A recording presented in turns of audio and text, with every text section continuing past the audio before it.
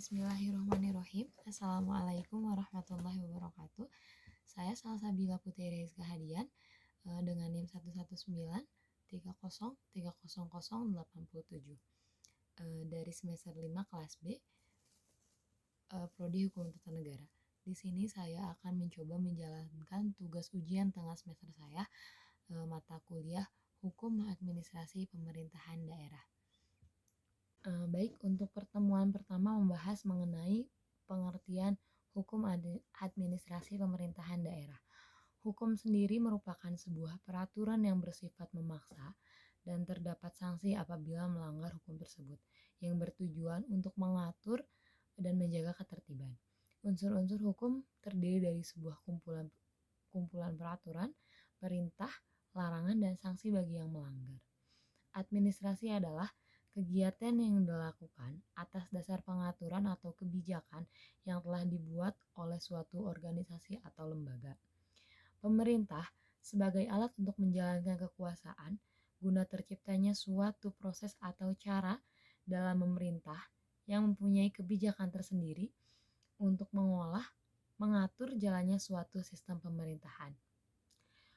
Hukum administrasi pemerintahan daerah adalah sebuah kumpulan peraturan yang mengatur aktivitas penyelenggaraan pemerintahan dari satu kegiatan masyarakat hukum yang mempunyai batas wilayah tertentu guna mengatur dan mengurus segala kepentingan masyarakat. Yang selanjutnya adalah mengenai latar belakang terciptanya hukum administrasi pemerintahan daerah. Latar belakangnya sendiri merupakan pengaruh dari pembagian kekuasaan, yakni eksekutif, legislatif, dan yudikatif. Hal itu dilakukan karena ketidakmampuan pemerintahan pusat untuk mengatur negara atau memanage seluruh negara dikarenakan ada keterbatasan yang ada pada suatu sistem pemerintahan. Maka tujuan diciptakannya pemerintahan daerah guna sistem pemerintahan tidak hanya dipegang oleh pemerintahan pusat saja, tetapi pemerintah daerah juga diberi hak untuk mengatur sesuai dengan yang dibutuhkan oleh daerahnya tersebut untuk mengefektifkan dan mengefisiensikan tugas negara, untuk lebih check and balance dan mencegah penyelewengan dan penyalahgunaan kekuasaan. Yang selanjutnya adalah asas penyelenggaraan pemerintahan daerah, yakni terbagi menjadi 3. Yang pertama, asas desentralisasi. Yang kedua, asas dekonsentrasi. Yang ketiga, asas otonomi dan tugas pembantuan. Asas desentralisasi yakni penyerah wewenang dan kekuasaan dari pemerintah pusat kepada pemerintah daerah. Sistem ini memiliki maksud dan tujuan untuk pengakuan atau kebijakan pemerintah terhadap potensi dan kemampuan daerah dengan melibatkan pejabat di daerah dalam penyelenggaraan pemerintahan. Menurut Undang-Undang Nomor 32 Tahun 2004, Peraturan Pemerintah Nomor 7 Tahun 2008 adalah pelimpahan wewenang pemerintah dari pemerintah kepada gubernur sebagai wakil pemerintah atau instansi vertikal di wilayah tertentu. Asas otonomi dan tugas pembantuan adalah bentuk dari asas desentralisasi yang mana otonomi dan tugas pembantuan atau kebebasan daerah-daerah yang mengatur sendiri atau menyelenggarakan urusan berdasarkan aspirasi masyarakat daerah. Baik, materi yang selanjutnya adalah mengenai pembagian urusan pemerintahan. Pembagian urusan pemerintahan yakni sebagai berikut. Yang pertama adalah pengertian urusan pemerintahan adalah fungsi-fungsi pemerintahan yang menjadi hak dan kewajiban setiap tingkatan atau susunan pemerintahan untuk mengatur dan mengurus fungsi-fungsi tersebut yang menjadi kewenangannya dalam rangka melindungi, melayani, memberdayakan, dan mensejahterakan masyarakat. Klasifikasi urusan pemerintahan meliputi beberapa bagian, diantaranya absolut, konkuren, dan umum. Pembahasan yang selanjutnya yakni mengenai otonomi. Otonomi bisa disimpulkan menjadi daerah adalah kewenangan untuk mengatur diri sendiri, kepentingan masyarakat, atau kepentingan untuk membuat aturan guna mengurus daerahnya sendiri.